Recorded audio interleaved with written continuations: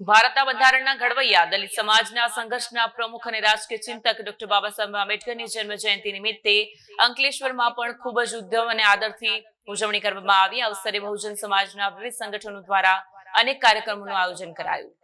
આજે ભારતના બંધારણના ઘડવૈયા દલિત સમાજના સંઘર્ષના પ્રમુખ અને રાજકીય ચિંતક ડોક્ટર બાબા સાહેબ આંબેડકરની જન્મજયંતિની ખૂબ જ ઉદ્યમ અને આદરથી ઉજવણી કરવામાં આવી। આ અવસરે બહુજન સમાજના વિવિધ સંગઠનો દ્વારા અનેક કાર્યક્રમોનું આયોજન કરવામાં આવ્યું। સવારથી જીનવાલા સ્કૂલથી સ્ટેશન સુધી રેલી યોજાઈ, જેમાં સંખ્યાબંધ આગેવાનો અને હજારોની સંખ્યામાં સમાજના સભ્યોએ ભાગ લીધો। રેલી દરમિયાન લોકોએ જાતિવાદી પ્રથાઓના વિરુદ્ધ અને સમાજના દરેક વર્ગના સમાન અધિકાર માટે અને ડોક્ટર આંબેડકરના વિચારોને અમલમાં લાવવાનો સંકલ્પના નારા લગાવ્યા।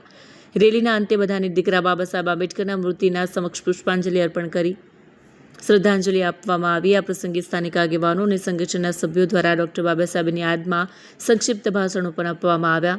તેમણે દેશના બંધારણના મહત્વને સમજમાં સાથ સહકારના સંદેશાને પ્રસારિત કરવા પર ભાર મૂક્યો।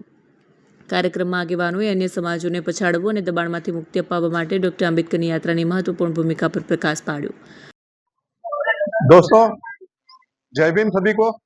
आज हम 14 अप्रैल के दिन यहाँ बाबा साहब के जन्मदिन के अवसर पर सभी लोग इकट्ठा हुए हैं और काफी खुशी हो रही है ये सब माहौल देख के दोस्तों।